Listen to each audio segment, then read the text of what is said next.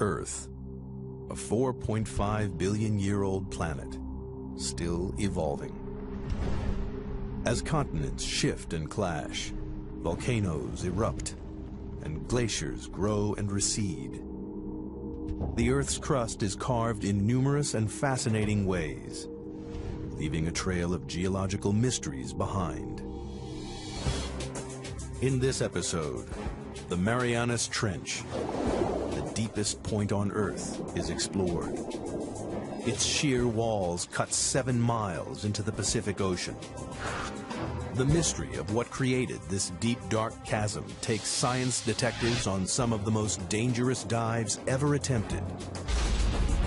Deep into the abyss.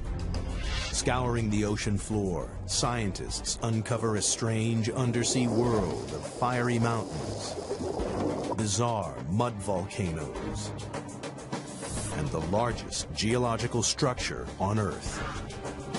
Discoveries from this unique underwater world will revolutionize our understanding of the powerful forces that shape not just the trench, but the Earth itself.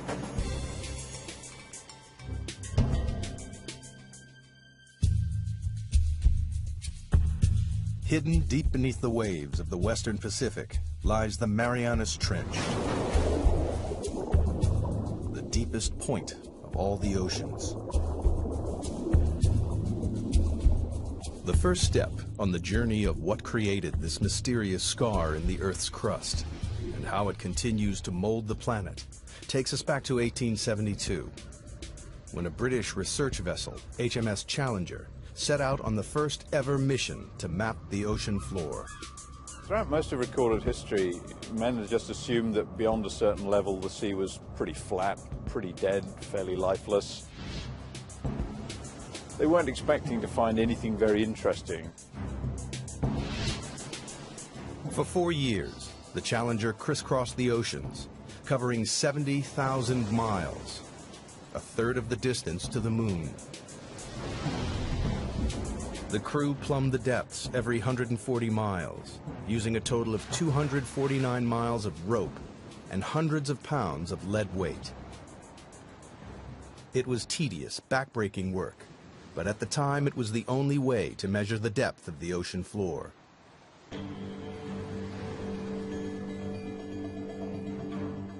When they got to the Western Pacific, 200 miles off the island of Guam, the crew routinely lowered the rope for a measurement.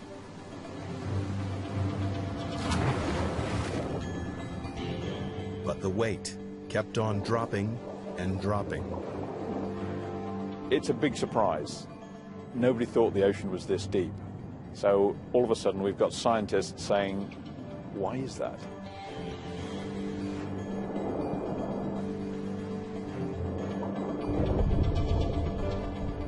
Eventually, the weight struck the bottom at 4,475 fathoms, nearly 5 miles beneath the ocean's surface. The scientists will be going, wow, we've found something, and what does it mean? Is it a little hole? Is it a big hole? What kind of feature is it down there? There's a whole lot of questions you get when you find this one spectacular reading. The Challenger expedition marked the birth of modern oceanography and provided the first crude map of the ocean floor. It showed how the ocean floor gently slopes away from the land and then plummets thousands of feet into vast flat plains. But the Western Pacific is different. It drops off again into the 5-mile deep hole, a hole that blew right out of the water the long-held belief that the sea floor was flat and featureless. And it spawned a mystery, because nobody could understand how this strange underwater feature came about. It would be 75 years before any answers emerged. It took a revolutionary new technology, sonar, to push the investigation forward to the next crucial stage.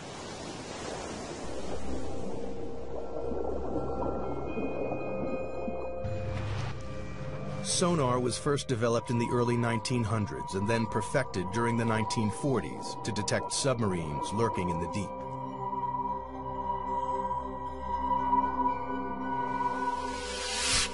The system works by pumping sound waves through the water. The waves bounce off solid objects and are reflected back to a detector. By measuring the time it takes for the sound waves to bounce back, scientists realized they could build a remarkably accurate picture of the world beneath the waves. The world's major navies spend a lot of time and effort developing submarine hunting technology. Then the hydrographers discover that you can use this to chart the bottom of the sea. And it's an awful lot cheaper and easier than using large numbers of sailors pulling on ropes. In 1951, a British Navy research ship returned to the deep hole found by the Challenger expedition. But this time, they were armed with sophisticated new sonar equipment. And the results were amazing. Detailed sonar maps revealed that the deep hole in the Pacific Ocean floor isn't a hole at all, but part of a massive trench, 30 times deeper than the Empire State Building is high. It runs twice the length of California, 1,500 miles from the southeast of Guam to the northwest of the Mariana Islands. People were probably astounded by what they were seeing because clearly the ocean floor had enormous changes in relief, was very mountainous in some places, had great deeps in other places. To a geologist, this would be extremely exciting. Even within the trench itself, there are remarkable variations. At its southern end lies the greatest surprise of all. The seafloor drops down another 2 miles to its lowest point, a staggering 7 miles beneath the waves. Scientists had discovered the deepest part of the oceans. Even today, it is the lowest known point on the planet. They named this part of the trench the Challenger Deep, in honor of the ship that discovered it. To get a sense of just how deep trenches are, if we take the height of Mount Everest, we would still have about a mile of water above us before we get to the ocean's surface. But how the Marianas Trench was formed remained a mystery. Investigators decided the best way to find the answer was to dive to the bottom of the trench, to see for themselves the lowest point on the planet, the Challenger Deep. But they faced a major problem. At the bottom of the trench, they would have to contend with pressure 1,000 times stronger than at the surface. That's the equivalent of being squeezed on all sides by the weight of 50 jumbo jets. To demonstrate the effects of such pressure, scientists use a dummy head. Today what we're going to do is actually put one of these styrofoam wig heads in the pressure chamber and expose it to the pressure we would see in the Marianas Trench. That's about 16,000 psi. A human skull would be crushed to a pulp, but the rubbery head will only have all the air squeezed out. Wow, it's smaller. And here's what the original size was, just for comparison. Quite dramatic. Pretty stark difference between something that hasn't been 7 miles deep in the ocean and something that has. Glad I'm not going there. At the Mariana Trench, human life is impossible. We're not equipped to resist those kinds of pressures. And so it's necessary to protect humans from that type of an environment. The challenge to engineers was how to accomplish this. In 1953, Swiss scientist Auguste Piccard designed the Trieste, a pioneering vehicle that could withstand the crushing pressures.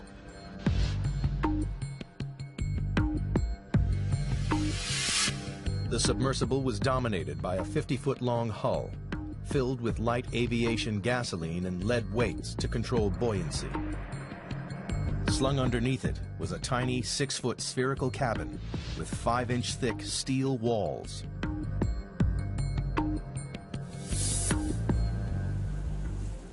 Finally, after 7 years of modifications and manned test dives no deeper than 3.5 miles, the Trieste was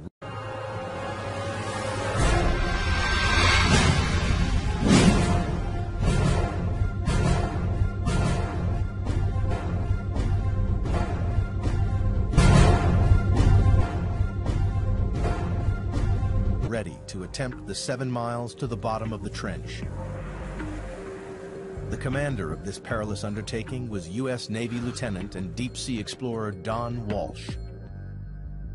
I know the astronauts that go through this all the time. Why do you have to be there? Why can't we just put up a robot to do things? You've got to be there because that's what we do.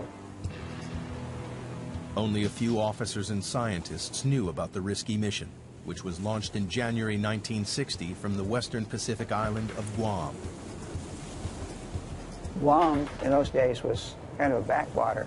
It was just right for us because we were trying to do this project sort of out of sight because we weren't too sure it was going to work. The Navy just didn't want to be embarrassed by a failed science spectacular. Accompanying Walsh was the son of the Trieste designer, engineer and oceanographer Jacques Piccard. The two men would spend the next 9 hours squeezed inside the cramped sphere. And we had 20 cubic feet of space inside. That's about the same as a household refrigerator. And the temperature was almost that cold inside. It was a drama. The story of how the Marianas Trench came to be is beginning to take shape. In 1874, British surveyors were the first to discover a 5-mile deep hole in the ocean. 75 years later, sonar mapping revealed the hole to be a vast 1,500-mile-long trench, with the deepest part 7 miles beneath the surface waves of the Pacific. To gather further evidence, 2 courageous men were about to undertake the most dangerous dive in history. They would venture into the abyss and go to the bottom of the Marianas Trench. The Marianas Trench is one of the most remote, inhospitable places on Earth. In January 1960, 2 deep-sea explorers, Don Walsh and Jacques Piccard, plunged into its depths on board the submersible, the Trieste.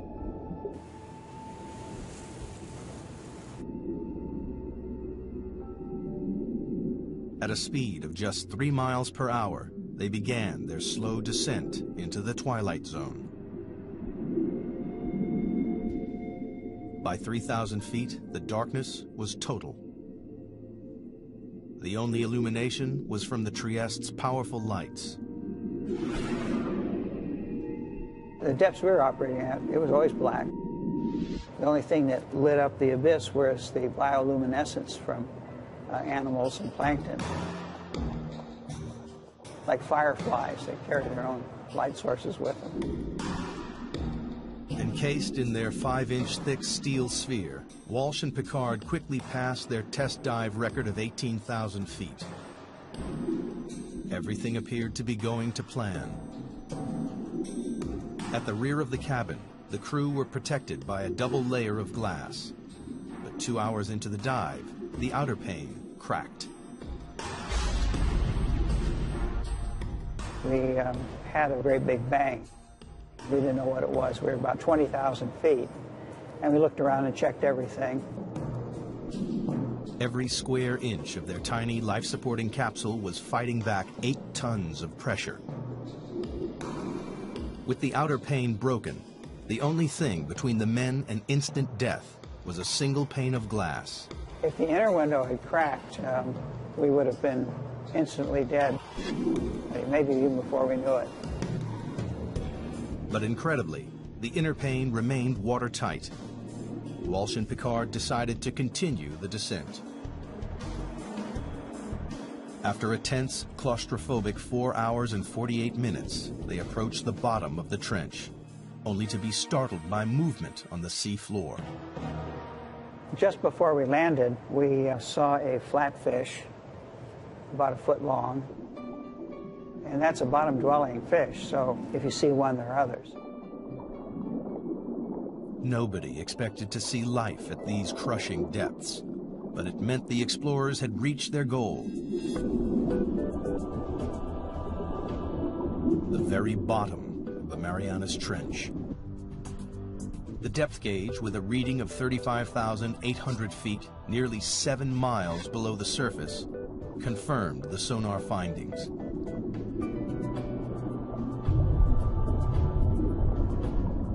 Squeezed inside their bubble of breathable air, the two explorers were closer to the Earth's center than man had ever been. We took a self-portrait. That's the picture that you see. Said we're going to do it, and we did it. But there was work to be done. Walsh and Piccard wanted to make detailed observations of the enormous trench. Unfortunately, the Trieste stirred up a cloud of fine, powdery sediment from the sea floor that obscured their view. It's like being in a bowl of milk at that point. So, realizing we weren't going to see anything, we decided to go on back up to the surface. Off the island of Guam, the Trieste surfaces after a descent into the Marianas Trench. After 9 grueling hours underwater, Walsh and Piccard returned to the surface on January 23, 1960, and officially entered the record books for the deepest dive of all time. To this day, their extraordinary feat has never been repeated. The mission was a success, but the mystery remained. Geologists still didn't understand what could have formed the immense trench. And if they couldn't find the answer inside the trench, they would have to look elsewhere. Perhaps there was something somewhere on the ocean floor that might explain the trench's origins. Throughout the 50s and 60s, a team of geologists led by Princeton's Harry Hess compiled sonar data from all of the world's oceans. It was as though they had pulled out a giant plug to drain away all the water and expose the ocean floor. Their maps revealed that the Marianas Trench is just a tiny fraction of a network of enormous underwater canyons stretching right around the planet. But that wasn't all.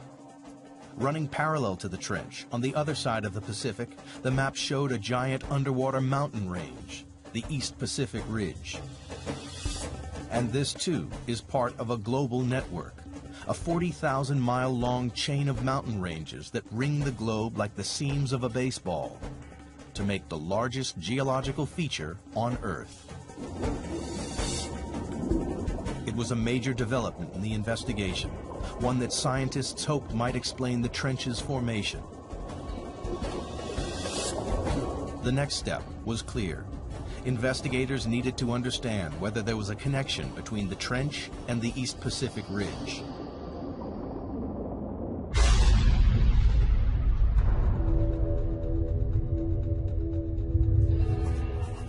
The breakthrough came from the unlikeliest of sources. During the Cold War, the U.S. built a vast network of underground seismometers to pick up atomic bomb testing around the world.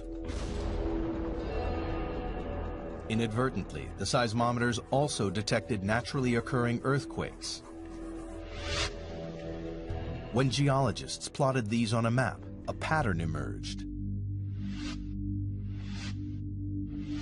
The earthquakes were clustered along the ocean's ridges and trenches. It was a discovery that transformed our understanding of the Earth. Geologists realized the friction that causes earthquakes comes from movements that must be occurring deep beneath the ridges and trenches. With this great investment in seismology, it became possible to locate very precisely where earthquakes had occurred. And it was these things, the precise location, the depth, and the motion, that really gave the outlines of plate tectonics. It was the birth of an extraordinary new theory.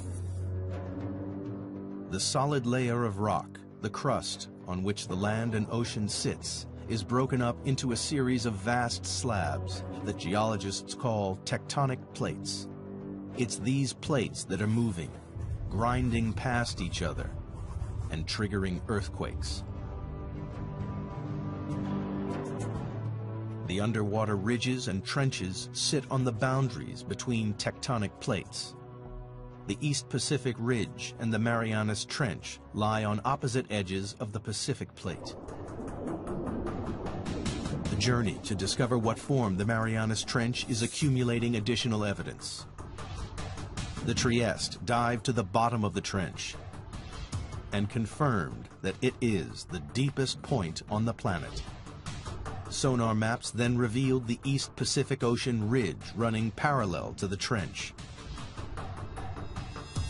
To solve the mystery of the Marianas Trench, investigators needed to find out exactly what was happening at the East Pacific Ridge, and that meant exploring these vast mountains, 8,000 feet underwater.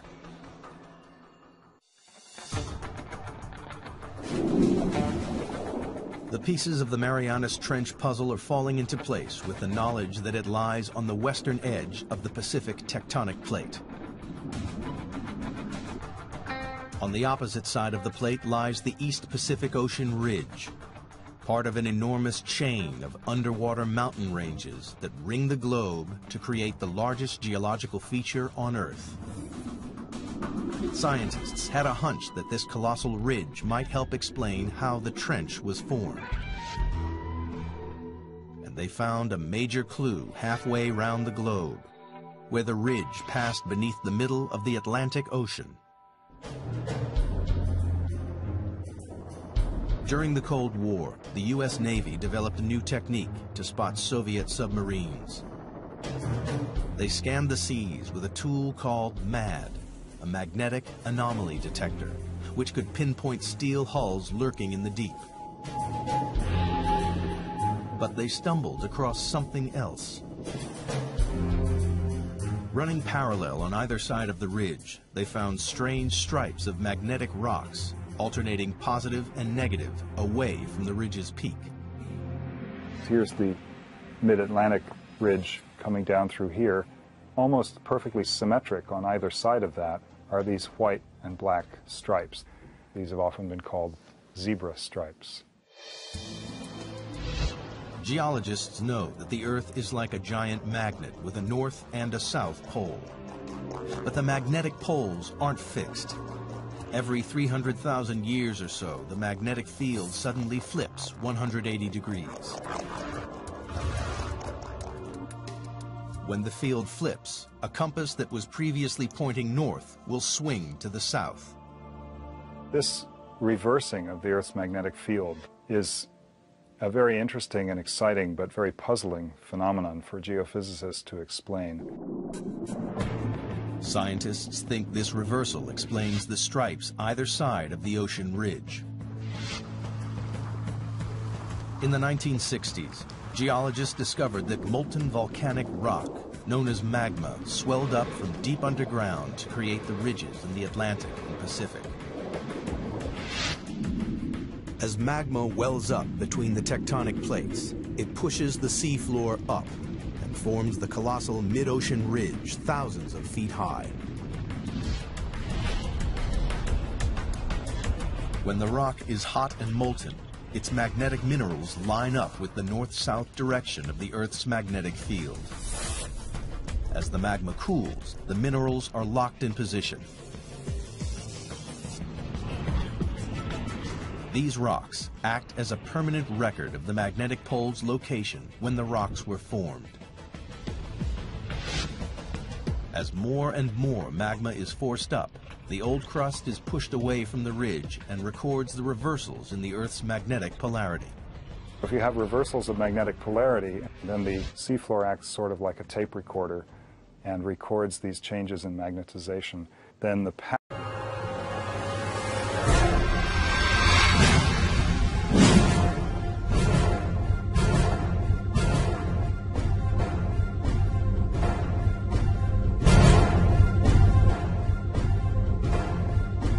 pattern of magnetic stripes allows people to calculate the speed at which the plates are moving apart.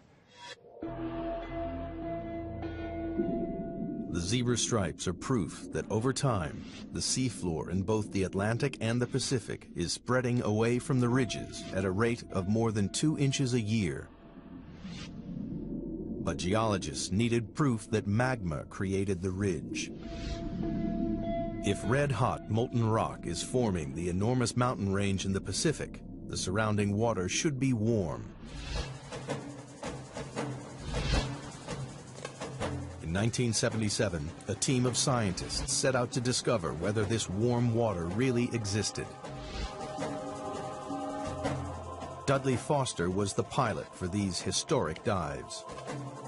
It's been an exciting occupation because you're on the cutting edge of science. New discoveries all the time. Every cruise, there's a new group of scientists with new scientific objectives, and there's the exploration and the discovery. And that's really what puts the thrill in the job.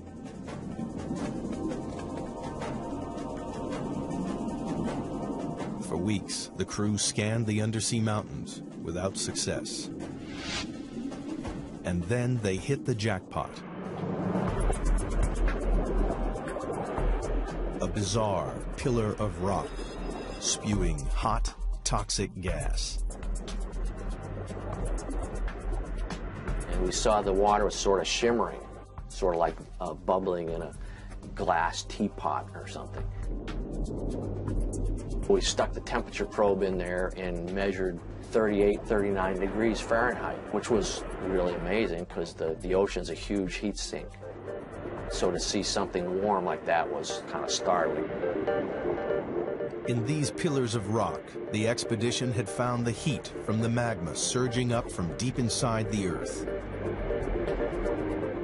It wasn't warming the water evenly along the ridge.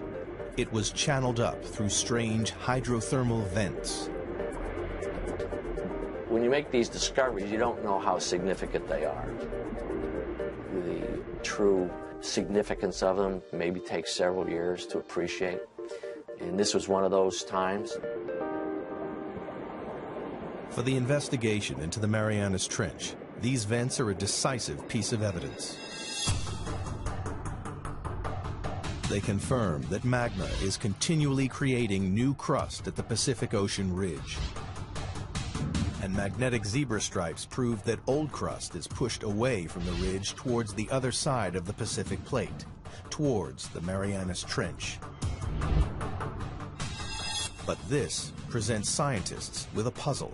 If new crust is being created at the ocean ridge and the Earth isn't expanding, then the old crust must be disappearing somewhere else. The reason that there's not getting bigger with seafloor spreading is because the same amount of seafloor is being destroyed in the Pacific. Something in the Pacific Ocean is devouring the seafloor, and all the evidence points to the Marianas Trench.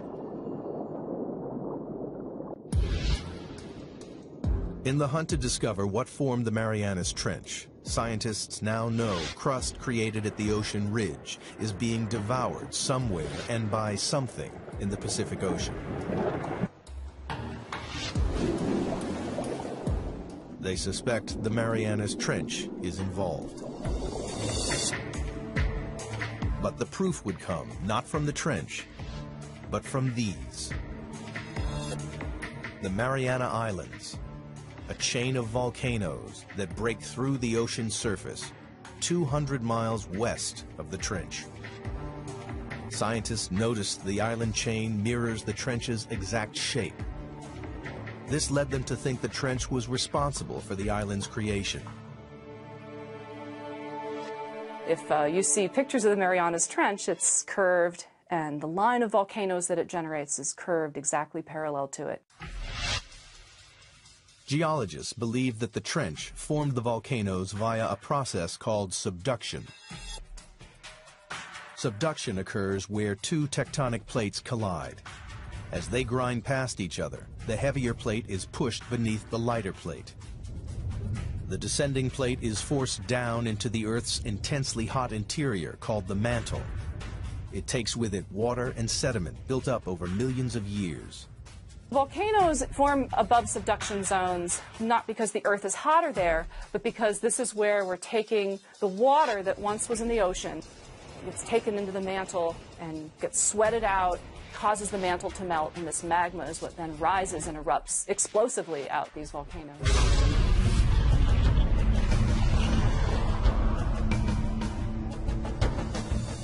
The water in the sediment forces magma to swirl up and push through the plate above. And when it breaks the surface, it creates volcanoes, like the volcanoes that formed the Mariana Islands. It was subduction that formed the islands west of the trench and gave investigators the breakthrough they'd been looking for. Because here, at last, was a process powerful enough to create the Marianas Trench. As the descending plate dives down, it digs into the mantle. Here, the colliding plates form a trench, a giant crease in the ocean floor. It seemed that scientists had finally explained how the trench was formed. There was just one problem. A very large problem. Around the world, subduction zones cause violent earthquakes and catastrophic tsunamis. We know subduction is happening because of the active earthquakes, and these are the most devastating earthquakes. This is the earthquake that generated the tsunami in Sumatra. Also, the other very large earthquakes in Alaska and Chile. But the Marianas Trench, the deepest subduction zone in the world, hasn't caused a devastating earthquake since records began in the 17th century. Investigators needed to know why. That's the $60,000 question. They hoped the trench's shallower western edge might provide the answer.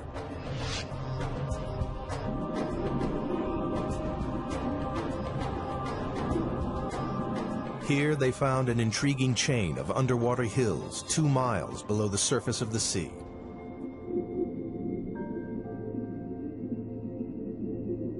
Engineers drilled down into the hills and collected core samples.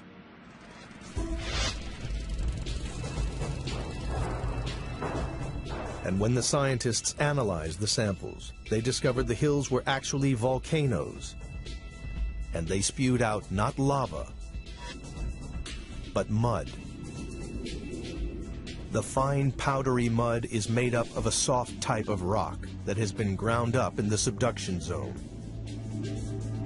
It seemed this soft rock might explain why there have been no major earthquakes at the Marianas Trench. Everybody has a sense of what a volcano is, but not all volcanoes erupt igneous rocks. There's some volcanoes that erupt mud, and a certain kind of unusual kind of mud in the Marianas is made out of serpentine. And serpentine is a very weak rock, and it can be scratched with a knife or something like that. Investigators realized the grinding plates crush the soft rock to form a lubricating mud that prevents large earthquakes. Then the mud bubbles up to the ocean floor, where it forms the strange mud volcanoes found along the trench's western edge. Other parts of the world, like the Andes or maybe Indonesia, you've got 2 plates that are grinding together, and one of the plates is quite strong. And it takes a big earthquake to rupture that plate interface. But if these rocks are weak, like they are in the Marianas, where you've got these serpentinites, those are very weak, and it doesn't take much energy at all to get the 2 plates to glide one past the other. At last, geologists had discovered what created the Marianas Trench. 50 million years ago, the Pacific Plate slipped under the edge of the Philippine Plate. As it bent and dived into the Earth's mantle, it formed the colossal Marianas Trench. And the plate is still moving. Like a giant conveyor belt, the Earth's crust travels slowly across the Pacific Plate, from its birthplace in the East Pacific Ridge to its graveyard 10,000 miles away in the Marianas Trench. Today, the Pacific Plate's movement can be tracked in real time. Confirmation has come from GPS technology, where we can actually put a transmitter on an island and come back year after year and actually follow it moving a few centimeters a year towards the trench. It's devouring the crust at a rate of 3 inches a year, about as fast as a human fingernail grows. Every 4 million years, it swallows an area the size of the United States. By consuming the crust created at the Pacific Ocean Ridge, the ravenous Marianas Trench is the world's largest recycling plant.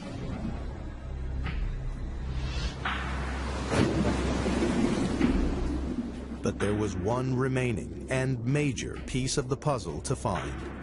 Scientists still didn't know why it is the deepest trench on Earth. They suspected the age of the seafloor at the bottom of the trench may provide the answer. It turns out there's a really strong relationship between the age of the seafloor and its depth in the water. In 1999, a team of deep sea drillers returned to the trench to collect core samples. One great thing about drilling ocean crust is we actually got pieces of it. So we're holding in our hands here the material that's actually getting subducted at the Marianas Trench, and it turned out to be 170 million years old. So we can say with confidence that's the oldest ocean floor before it's getting swallowed up in the mantle at the trench. But why is this piece of rock the oldest on the ocean floor? The seafloor at the Marianas Trench is so old because it's been so long since it was born. So it was born in the equivalent of the Eastern Pacific today, and it's just been going on longer than any other place in the oceans before it's been subducted. The Pacific Plate is the planet's largest tectonic plate, covering an area 11 times the size of the United States. When crust bubbled up at the ridge 170 million years ago, it was light and buoyant. But as it traveled 10,000 miles across the plate, it cooled and became compact and dense. Over millions of years, the dense crust got heavier and began to sink into the mantle below.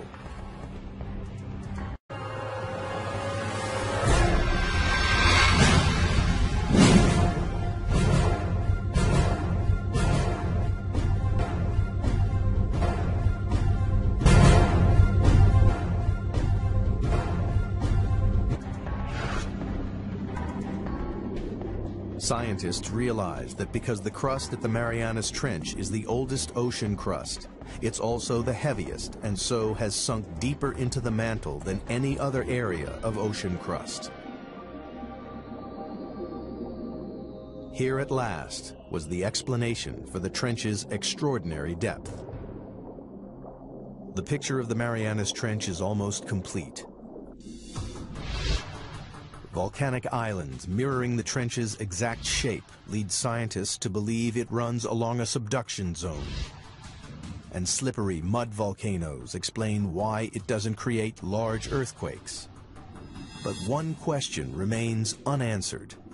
Towards the trench's southern end, the vast chasm drops a further 2 miles to its lowest point, the Challenger Deep, 7 miles beneath the waves. The question is, what makes it plunge so deep?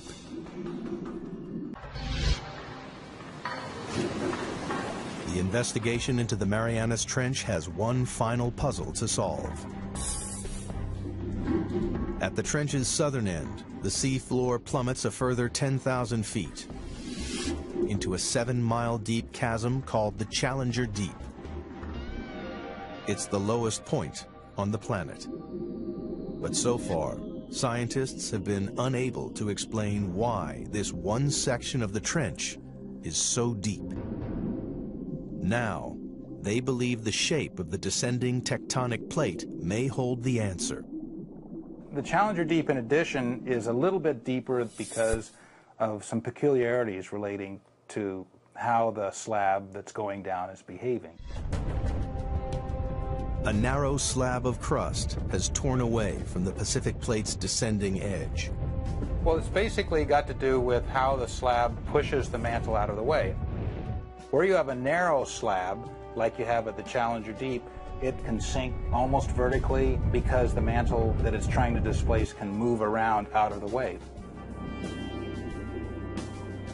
Investigators have finally unraveled the mysteries of the Marianas Trench.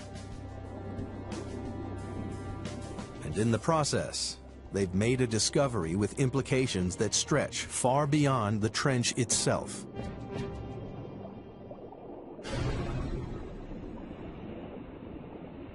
Studying the ocean ridges led geologists to believe that magma welling up at the ridges was pushing the plates apart. But the exploration of the Marianas Trench has changed this idea forever. People used to think that maybe the magma would kind of push the plates apart. And that idea is largely discounted now. As the ocean crust travels from the Pacific Ocean ridge to the trench, it changes from a buoyant, red-hot magma into a colder, denser, and heavier crust.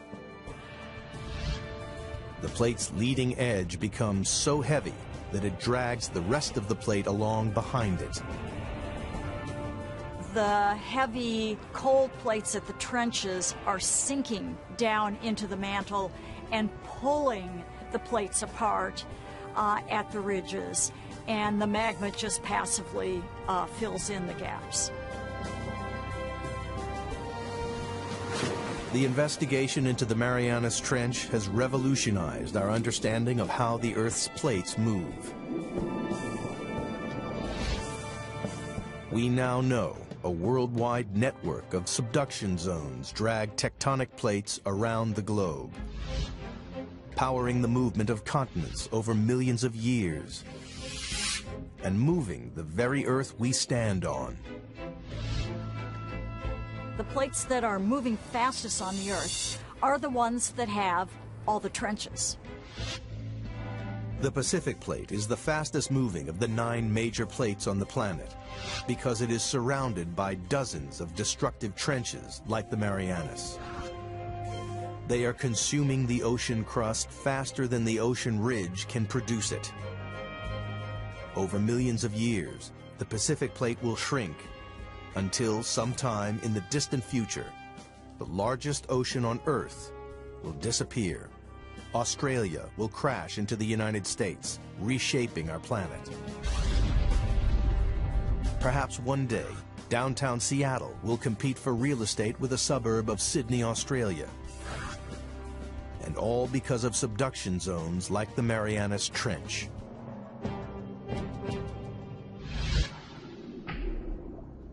But for all its significance, man has only ever dived to the bottom of the trench once, and there are no immediate plans to return. Imagine asking someone, what is the flora and fauna of California? And saying that someone spent 10 minutes there, picked up 2 ants, come back, and said they sampled California. That's probably how well we know the Marianas Trench. To date, less than 5% of the world's oceans have been explored. But only by returning to the ocean's very deepest reaches will we fully comprehend the incredible forces that recycle and rebuild our world. The way I like to think of it is that ocean exploration leads to new research questions. And if we don't have exploration, we don't even know the right questions to ask. It is now known what a geological wonder the Marianas Trench is.